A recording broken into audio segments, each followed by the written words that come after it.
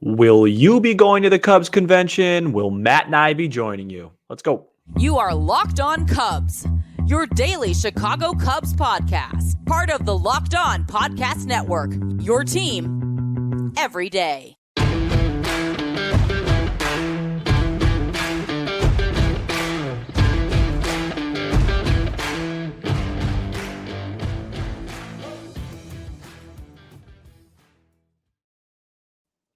You are Locked On Cubs, part of the Locked On Podcast Network, your team every day.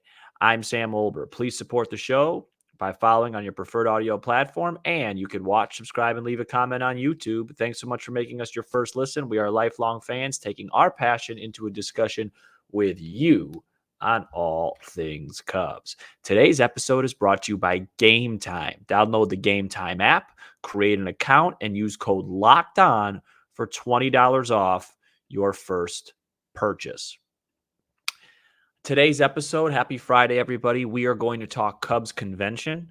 We are going to talk best and worst of the week, and we're going to start with Tommy Hottovy's interview on Wednesday afternoon on 670 The Score, because I thought there was something to be taken away from that. Before I get into that, just a couple reminders for you. First of all, and most importantly, return of the Matt Cozy will be back next week, my partner, and I can use him back because the Cubs aren't really active right now, so it'll be nice to have my partner and some banter back on this show.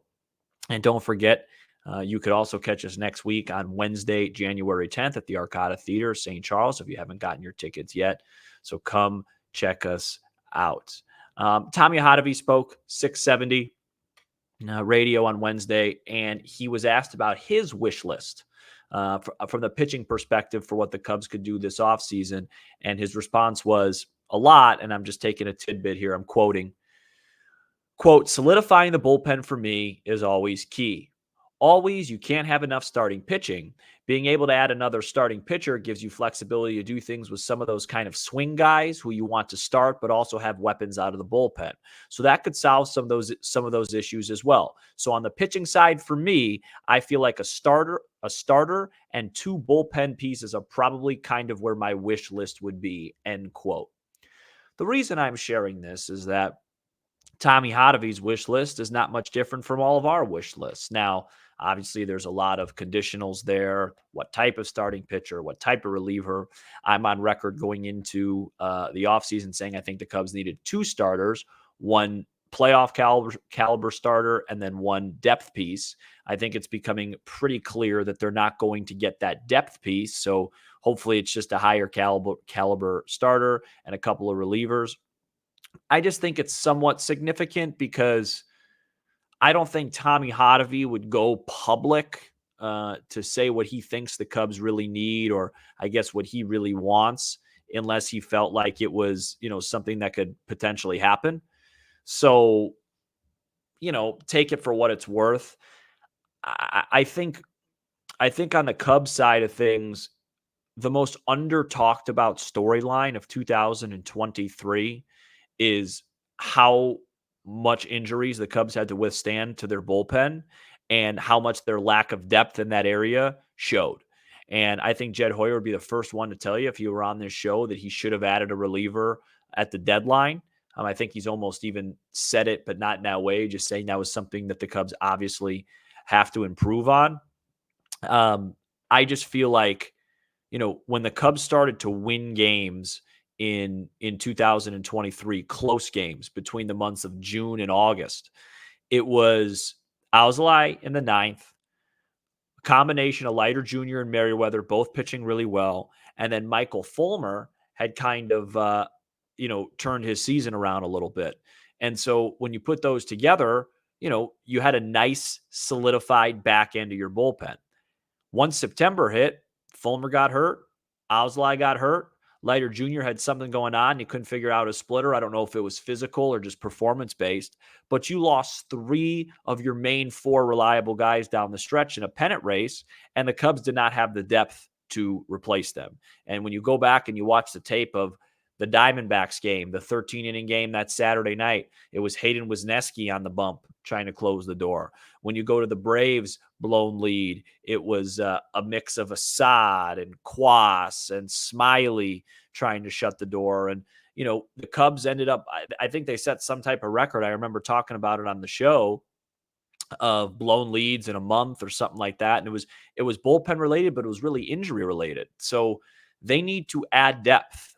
They need to add, and not just depth on paper, quality depth. I always say the best indicator of how you feel about a guy coming into a game is if it's the seventh inning of a big game late in September and you're on the road and you're up a run or something. Like, do you have any confidence, or are you watching the game like this with your eyes kind of, 90% closed? And that was pretty much how we all watched every game in September with the Cubs with their bullpen. So, they really need to focus on adding there. I've already made my starting pitching thing very clear, so I'm not going to be overly redundant on that. But I agree with Hottovy. I think two solid arms, one back end type guy, maybe a Robert Stevenson, maybe a trade. I don't think the Cubs are going to get Josh Hader. Somebody asked me that on the show in the comments the other day. I just don't. And then a middle reliever, that could be a sort of bridge. And then you look at if you get that late end reliever, you got Alzolay, whoever that guy is, Merriweather, Leiter. You had another reliever. Then you have Smiley as a swingman, Wesneski as a swingman, potentially Assad. Now your bullpen starts to feel like it's pretty put together. But right now it does feel like it's missing pieces, and the Cubs have to add those pieces. And when you look at everything right now, I'm so tired of hearing about, the bullpen market right now is at a standstill because it's waiting for Josh Hader. Well, that's what everybody said about Ohtani, and then Ohtani signed and no big position players have signed. And then it's like, hey, well, the starting pitching thing's at a standstill because of Yamamoto. Well, Yamamoto is signed and nobody else outside of Giolito was signed. So I don't know what to believe anymore. All I know is that I'm getting tired of waiting, and I'm going to talk about a potential rule change or a potential thing that I think might be better for the game if this happens again, as we talk about the Cubs convention next. But first, this episode is brought to you by Game Time. Buying tickets to your favorite events should not be stressful. Game Time is the fast and easy way to buy tickets for all the sports, music, comedy, and theater near you. With killer deals on last-minute tickets and their best price guarantee, you can stop stressing over the tickets and start getting hyped for the fun you'll have. Snag the tickets without the stress with Game Time. Download the Game Time app, create an account, and use code LOCKEDONMLB for $20 off your first purchase. Terms do apply. Again, create an account and redeem code LOCKEDONMLB for $20 off. Download Game Time today. Last minute tickets, lowest price, guaranteed.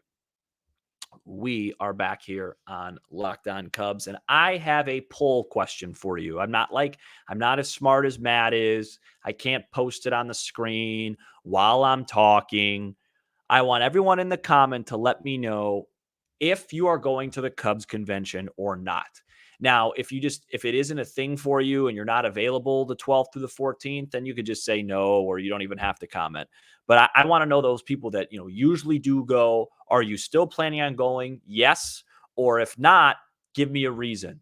And is your reason most likely going to be my reason if I didn't go? I'll get to that in a second, which is, what's there to go to a convention for? It's the same guys. It's the same team. We didn't sign anybody. Now, Matt and I have briefly spoken off the air about this, and I think we're trending towards going. I'll let him officially announce that when he comes back, but I think we're going to probably go live show Wednesday, Cubs convention Saturday, so you'll be seeing a lot of Locked On Cubs. Maybe we'll wear some of our gear and hopefully get a chance to meet some of you guys if you can't come to the live show. So that would be our reason. But for your reason, what's your main attraction? What are you going to go for?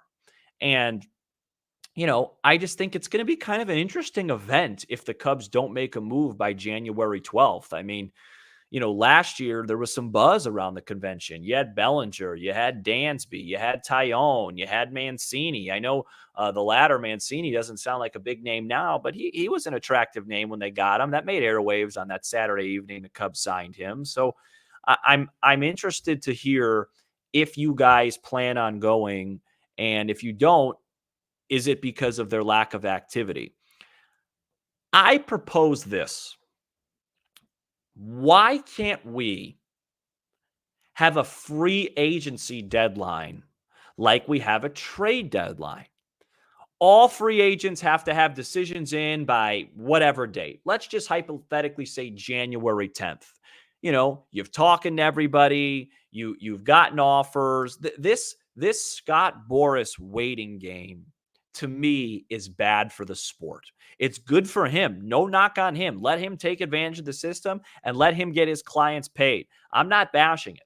I just think there could be a rule in place. I mean, if he wants to, he could hold out till early March and wait for that offer and wait for that desperate team. It's just a staring contest, and it's not fun for the sport. And I know people say, well, it's the off season. So what?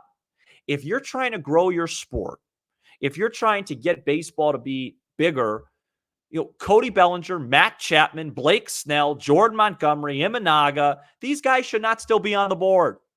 They should be done. But there's no penalty.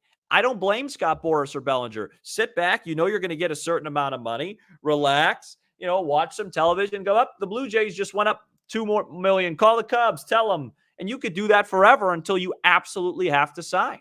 I think the major leagues, we have a strict trade deadline.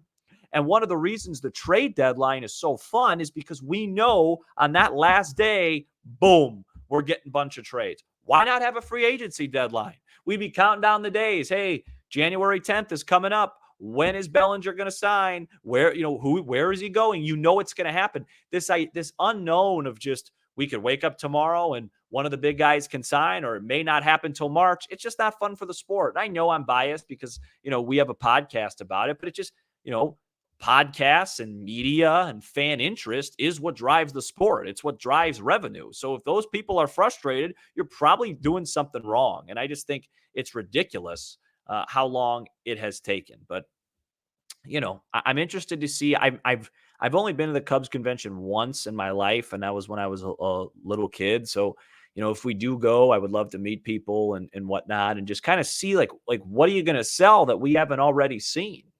The old timer stuff's great. I can't wait for Matt to come back on the show because I miss doing trivia. I can't ask myself trivia questions, and maybe they'll do some fun activities and whatever. But people are going to be a little frustrated. Especially the casual fans are going to go, wait, these are all the guys that are on the team already, except for Bellinger and Stroman. Oh, they haven't even replaced those guys. So yeah, I just. I want to know if you guys are going, and just frustrated. I'm curious to hear what you guys think too about that free agency deadline. Let's get the ball rolling here. Only major news out of free agency since the last time we spoke was that Harrison Bader signed with the Mets today.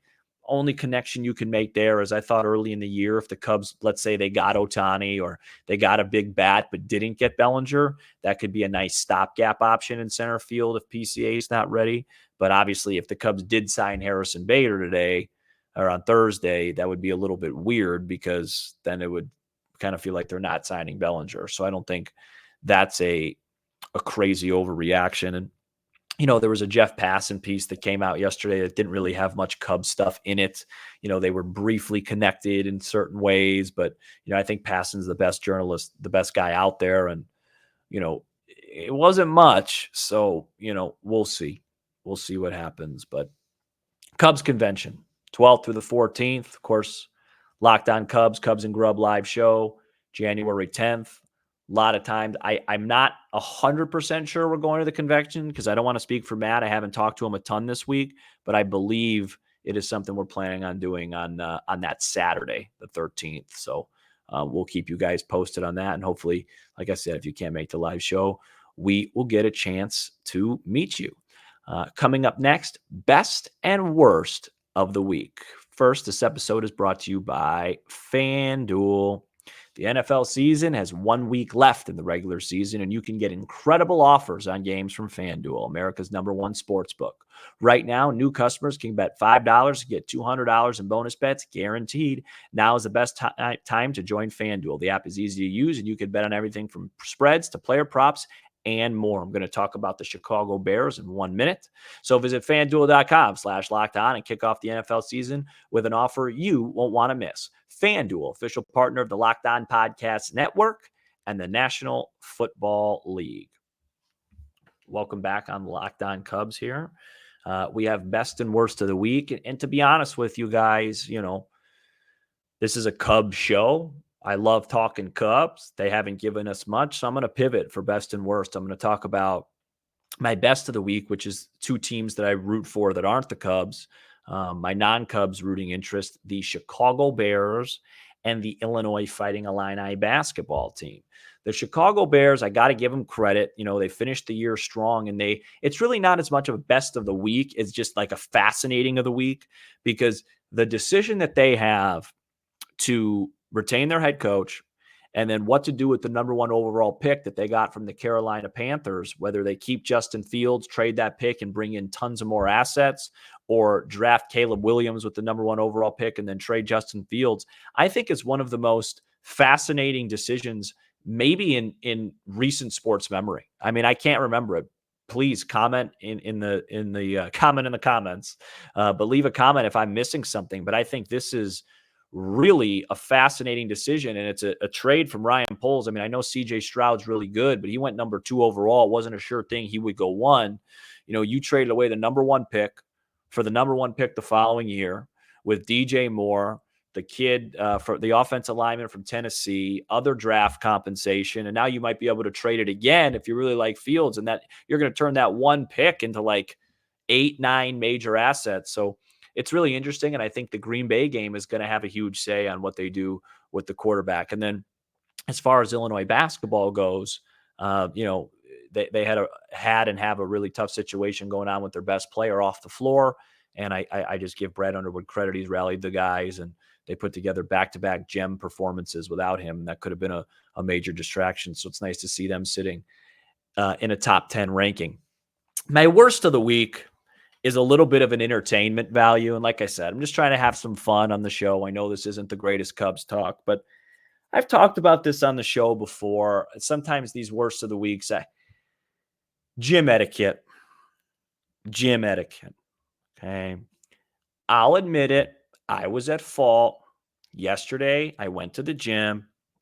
I didn't forget, but I didn't have my earbuds in because they were dead, and I forgot to charge them, and I was in a hurry.